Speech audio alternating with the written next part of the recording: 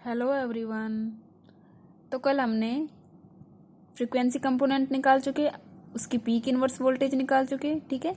Full wave rectifier हम complete कर चुके। अब जो नेक्स्ट हम करेंगे वो है हमारा हाफ वेव रेक्टिफायर और फुल वेव रेक्टिफायर में हम थोड़ी सी कंपैरिजन करेंगे कि उसके लिए आईडीसी कितना मिलता है। दोनों में कंपैरिजन हो जाएगी तो सारी क्लियरिटी यहाँ हो जाएगी कि दोनों में क्या अंतर आ रहा है, ठीक है। तो स्टार्टिंग से देखते हैं। सबसे पहले हमने क्या निकाली थी, ध्यान करो, एवरेज वोल्टेज। फिर उसके बाद क्या निकाला, आरएमएस वैल्यू। फिर हमने एफिशिएंसी निकाली। उसके बाद रिपल फैक्टर निकाला, पीक इनवर्स वोल्टेज निकाली, वोल्टेज रेगुलेशन निकाला। उसके बाद हमने जो कंपोनेंट ऑफ फ्रीक्वेंसी किया, ठीक है। तो ये हमने दोनों में हम कर करके देख रहे थे, तो क्या क्या रिजल्ट्स आए थे वो हम यहाँ पुट करते हैं, ठीक है। तो हाफ वेव रेक्टिफायर के लिए सबसे फर्स्ट अगर करें हम, तो सबसे फर्स्ट हमें जो एवरेज वैल्यू थी, एवरेज वैल्यू क्या मिली थी हमें, आईडीसी क्या मिला था इसके लिए, IM/पाई, ठीक है। इसी के आधार पर अगर हम फुल वेव रेक्टिफायर में एवरेज वैल्यू देखें, आईडीसी क्या मिली थी, 2IM/पाई।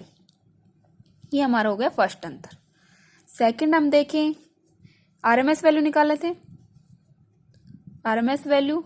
इसी प्रकार हम ईडीसी भी निकाल सकते हैं, ठीक है। मैं ओनली करंट का यूज कर रही हूँ। ईडीसी दोनों तरफ लिख सकते हैं। आरएमएस वैल्यू की हम करंट के लिए लिख सकते हैं और सेकंड जो हम वोल्टेज के लिए भी लिख सकते हैं, लेकिन हम वो तो आईडीसी से, अगर आईडीसी मिल गया तो वीडीसी तो डायरेक्ट मिल जाएगा, तो वो मैं नहीं लिख रही, ठीक है। तो आप कर सकते हो वो, अगर आप लिखना चाहो कंपैरिजन में उसको, तो यहाँ से नीचे ईडीसी भी लिख सकते हो तुम, ईडीसी। आरएमएस वैल्यू लिखेंगे, IRMS लिखेंगे, नीचे ERMS में भी दोनों कंपैरिजन करके आप नोट्स में लिख सकते हो, ठीक है। मैं यहाँ only RMS value of current के लिए लिख रही हूँ, ठीक है, करंट, ठीक है। तो IRMS हमें क्या मिला था इसके लिए, IM/2, और इसके लिए IRMS क्या मिला था फुल वेव रेक्टिफायर के लिए हमें IM/√2, ठीक है। सेकंड कंपैरिजन हो गया। थर्ड में हमने क्या निकाली थी, एफिशिएंसी। नीटा हमें इसके लिए हाफ वेव रेक्टिफायर के लिए क्या मिला था, जो मैक्सिमम मिला था, मैक्सिमम जो एफिशिएंसी वो लिख रही हूँ 40.6%, यहाँ मैक्सिमम एफिशिएंसी, ठीक है। और इसके लिए नीटा मैक्सिमम जो एफिशिएंसी थी वो क्या थी, 81.2%, ठीक है, क्लियर। अगर टोटल अगर हम एफिशिएंसी लिखना चाहें, एफिशिएंसी और एक मैक्सिमम एफिशिएंसी तो हमें 40.6%, ठीक है। और इसके लिए मैक्सिमम जो एफिशिएंसी थी वो 81.2%। अगर हम नीटा देखें, टोटल जो एफिशिएंसी देखें वो कैसे थी, 40.6/1 + R/RL इंटू 100%, ठीक है, परसेंट में निकाल रहे थे। और इसके लिए नीटा 81.2/1 + R/RL%, ठीक है। और जो मैक्सिमम एफिशिएंसी के लिए हमने RL को क्या माना था, इन्फिनिटी, तब हमें 40.6% मिली थी, इसकी 81.2%। ध्यान रखना ये इसका दुगना मिल रहा है, एफिशिएंसी इसकी दुगनी मिल रही है फुल वेव रेक्टिफायर में, ओके। नेक्स्ट हम फोर्थ देखिए, रिपल फैक्टर, उर्मिका गुणांक की दक्षता, ठीक है। तो ये R की वैल्यू हमें क्या मिली थी, 1.21, ठीक है।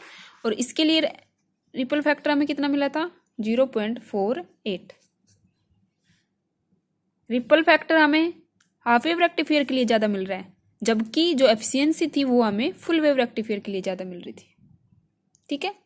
अब पीक इनवर्स वोल्टेज देखिए, नेक्स्ट फिफ्थ, जो पीक इनवर्स वोल्टेज देखें तो इसकी हमें PIV क्या मिली थी, EM, और इसकी PIV 2EM, ओके।